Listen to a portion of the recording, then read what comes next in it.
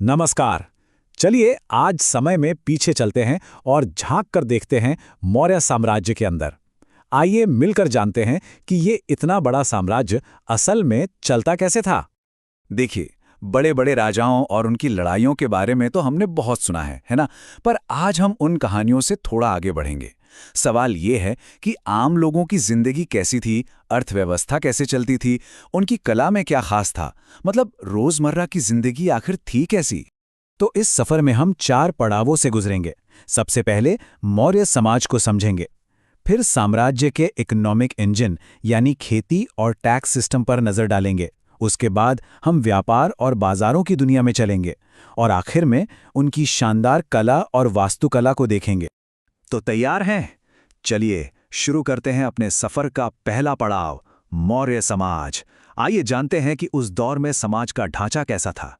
अच्छा, मौर्य समाज की सबसे दिलचस्प बातों में से एक थी उनकी सामाजिक व्यवस्था। यूनानी दूत मेगस्थनीज के लेखों से पता चलता है कि यहाँ समाज में किसी का दर्जा जन्म से नहीं बल्कि उसके काम से तय होता था।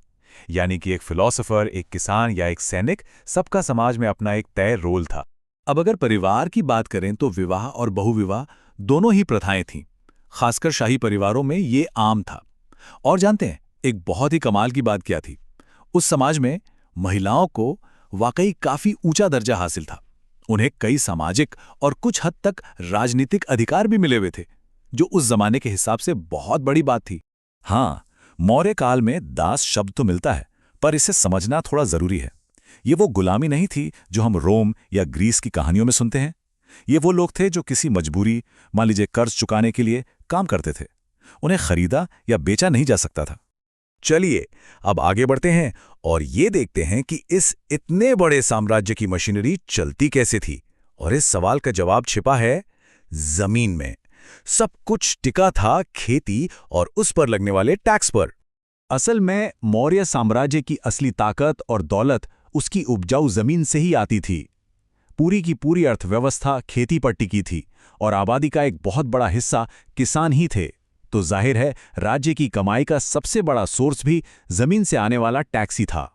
और जानते हैं, दिलचस्प बात यह है कि राज्य खुद सीधे सीधे खेतीबाड़ी में शामिल था। कुछ जमीनें थीं जिन्हें सीता भूमि कहते थे।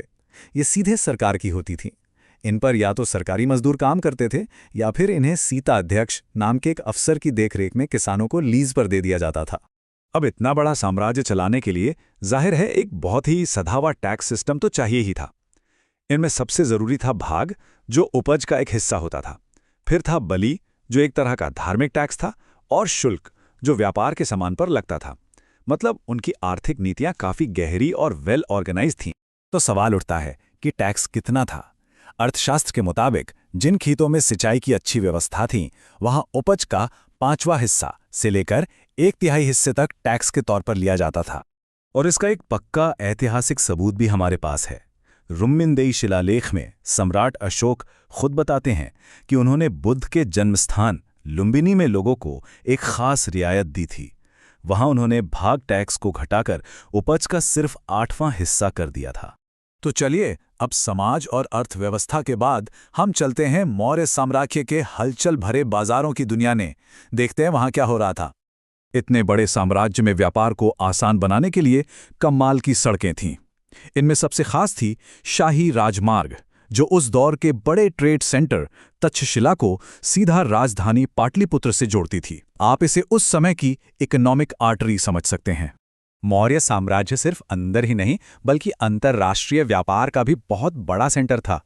यहाँ से क्या क्या जाता था? मसाले, मोती, हीरे और बढ़िया कॉटन के कपड़े जैसी कीमती चीजें दुनिया भर में एक्सपोर्ट होती थीं।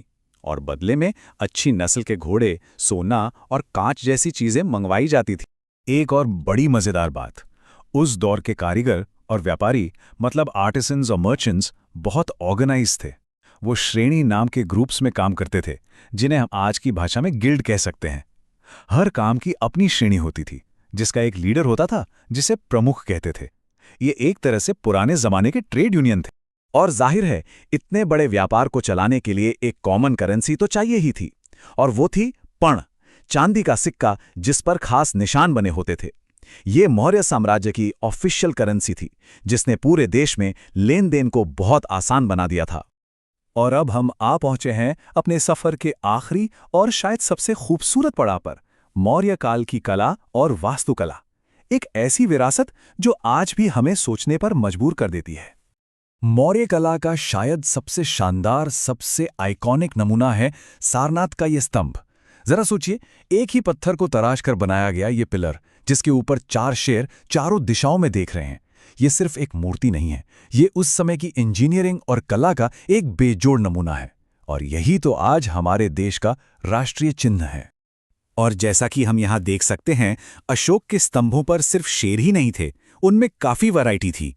संकिसा के स्तंभ पर एक हाथी की शानदार आकृति थी, तो कहीं पर आपको एक अकेला शेर मिलेगा। हर स्तंभ की अपनी एक अलग पहचान थी।